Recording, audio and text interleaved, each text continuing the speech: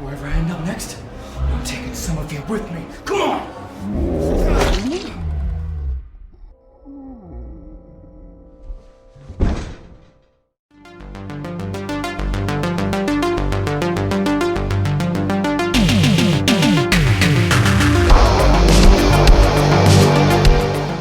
Demon Squad, Tooth and Claw is a 2026 movie directed by Thomas Smith. And this is actually a sequel to a 2019 movie called Demon Squad, which I haven't seen, to be honest with you. And this tells the story of I guess you want to say a world where the kind of the paranormal and supernatural are fraught. They're everywhere. And we focus on a couple of people who are sort of private investigators, I suppose, is the best way I would describe it, or kind of some type of almost like Ghostbuster types. And one is psychic, and the other has kind of like magic and kind of uses gadgets and bits and pieces to try and take out any type of supernatural entities. And they are investigating a series of killings that have the markings of a potential werewolf. And then they encounter this other woman who is kind of potentially a psychic, but they think she's a charlatan. And she may help or hinder them as the investigation goes on. What will happen? You'll have to watch the movie and find out. So, as I've said, I haven't seen the original movie. This is a very low budget film, so obviously we do have to have the expectations in place here. And the tone of this movie is, how to describe it? It's a horror comedy aimed at a kind of younger audience, I would say. Although there is a little bit of sort of more adult stuff in there. It's kind of like the tone of it, if you can imagine the Scooby-Doo cartoon, minus Scooby-Doo and Scrappy. And that's kind of this movie. And I would presume the first one as well. Let's talk about what works in this movie's favour. So, the movie does try to have somewhat of a in-depth plot in regards to the circumstances of these killings. There seems to be other supernatural phenomena happening at the same time. There's this kind of demon that keeps on popping up that is kind of played for more comedic effect than anything else. That's kind of like, you know, wanting to take out our duo of investigators.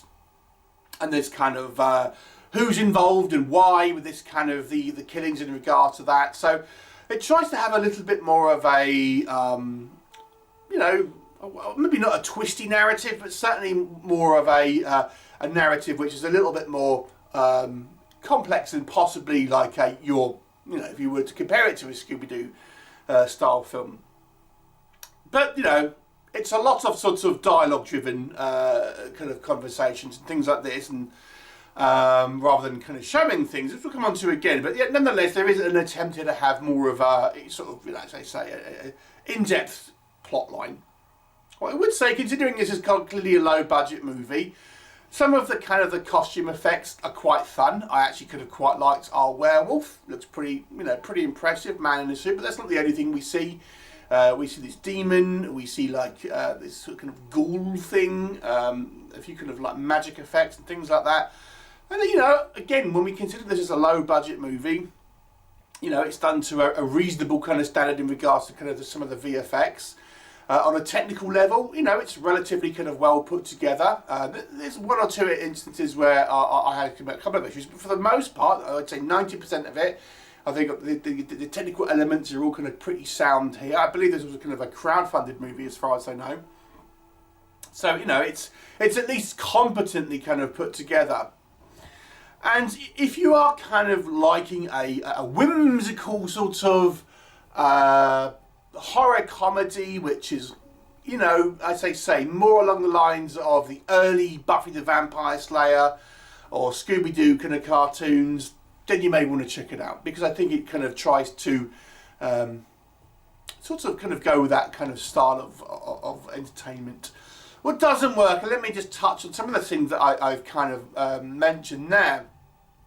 So the technical elements, they are competent for the most part. There's one or two times where there's sort of shots where what I would have presumed would have been the easiest thing, just in the house talking. And then but it looks like the camera's kind of shaking around a little bit, and it's quite distracting because I found myself like looking at the borders, just watching this kind of like camera kind of shake around and stuff. It's not that much, but it seemed like an odd choice when considering the other shots look like it's clearly on a tripod or something like that. It's really the only issue I have with the technical elements, to be honest, but relatively minor. The tone of the movie isn't going to be for everyone. It is whimsical. If you're wanting such a little bit more of a gripping or dramatic or scary type of entertainment, then you may not find it in this one, because it is more of a light kind of comedic movie with very little in regards to actually sort of stakes or horror or anything like that, really. As I say, that it really does feel like it should have been a Scooby-Doo cartoon minus Scooby and Shaggy. It's the best way I can describe this. I think one thing that annoyed me a little bit is you see frustratingly little of our werewolf. Like, we see this demon far more. It's really just a kind of a running joke through the film than the actual kind of werewolf. And when we do eventually see it, in a full shot, it's right at the end of the movie, and it's a very quick shot, and the suit isn't bad. It looks all right, but you barely see it. You barely see it. And even the way that the film is shot, it's a very kind of flat way it's been filmed. Like I say, technically sound perhaps, but a lot of the kind of, when we see our creatures and stuff, they're just, the camera's been sort of shot and it's just, whatever's in front. For example, and what do you mean? What's the problem with that? Things like lighting could have been used better to kind of give it a more of an eerie effect or a scarier effect. Because, for example, when we do see our werewolf, it's just like someone running around in a hallway, and it's not lit or filmed in a way which is particularly dramatic or scary or anything like that. The effects are fine, but it's just filmed in a way that just doesn't make it kind of really kind of pop. And again, maybe that's intentional to go with this kind of Scooby-Doo like tone that this movie is kind of clearly going for.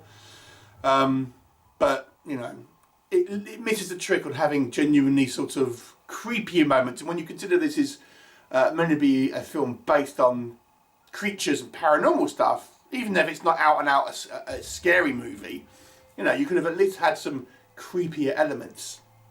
My biggest issue with this movie is, if you love a movie which is conversations in rooms followed by more conversations in rooms followed by more conversations in rooms, then this is the movie for you, because this is what this film is. It is a series of discussions and exposition and conversations in rooms followed by more of the same, with very little actually kind of happening on screen in a visual medium. Film is a visual medium.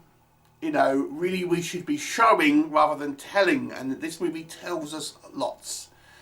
It is a very, very dialogue driven movie, and it is just, for the most part, with a couple of exceptions, as they say, one or two people conversing in a room, and that is it. As such, it becomes quite dull. Not particularly interesting. The frustrating thing, I think they had the elements here to have more of a visually interesting film, but they just don't do it. So, it ultimately becomes kind of like a little bit of a chore. The tone of the movie also, I think, is going to put some people off. The characters just are, they're not taken, they're kind of like a sort of a jokey kind of vibe to it, which prevents any type of dramatic chops. And I always like to use Ghostbusters as a sort of a template here, where you can have a kind of a horror comedy, but it's believable enough, and the characters are, still comedic, but real characters that you can kind of root for them and kind of enjoy the adventure and still kind of go along with the ride. again, this one is more like Scooby-Doo, where the characters are just too over the top to really sort of root for. And I have to say as well, I know this has a lot of staff that, actors that carry over from the original movie. The acting here isn't brilliant. It's just sort of, it really feels like people reading lines and kind of not being particularly sort of strong in regard to the acting department. The characters as well, I've got to say, I don't know if they were especially likeable. I mean, some people may disagree with me on that, but I found the characters really hard to engage with. So when you pull that together, it's not exactly a thrilling or entertaining movie. I found this movie quite a chore to get through, to be honest. Again, if you really like that sort of whimsical style of film and lots of dialogue scenes, you may like it. 3 out of 10 for me. This feels like a more missed opportunity for me because I think the bones of a movie were there, but the execution of it wasn't strong. Anyway, have you seen it? What were your thoughts? Leave me a comment and I'll look forward to seeing you next time. No more holding back!